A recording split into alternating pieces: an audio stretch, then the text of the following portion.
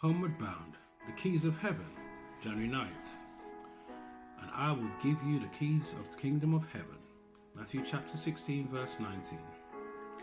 Jesus continued, I say also unto thee, that thou art Peter, and upon this rock will I build my church, and the gates of hell shall not prevail against it.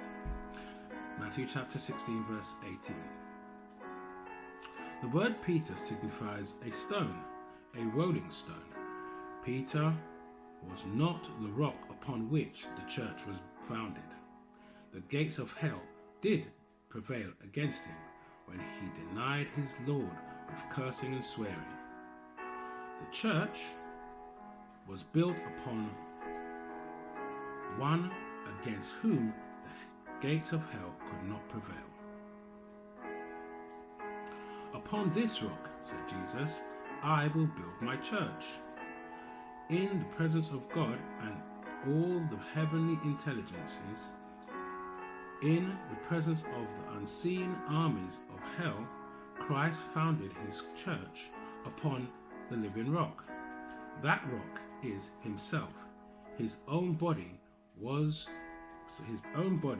for us, broken and bruised. Against the church built upon this foundation, the gates of hell shall not prevail.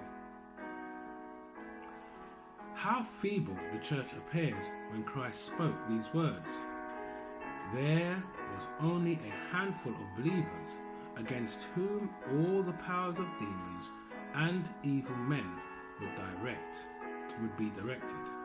Yet the followers of Christ were not to fear. Build upon the rock of their strength. They could not be overthrown. For 6,000 years, faith has built upon Christ. For 6,000 years, the flood and tempest of satanic wrath have beaten upon the rock of our salvation, but it stands unmoved.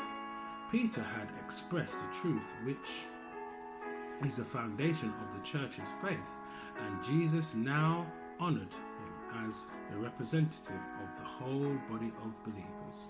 He said, I will give unto thee the keys of heaven,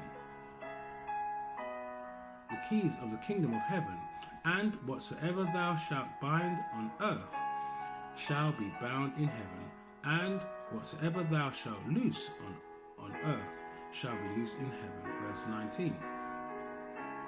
The keys of the kingdom of heaven are the words of Christ. All the words of the Holy Scriptures are his, and are here included. These words have power to open and shut heaven. They declare the conditions upon which people are received or rejected. Thus, the work of these who preach God's word is a savour of life unto life, or of death unto death. Theirs is a mission weighted with the eternal results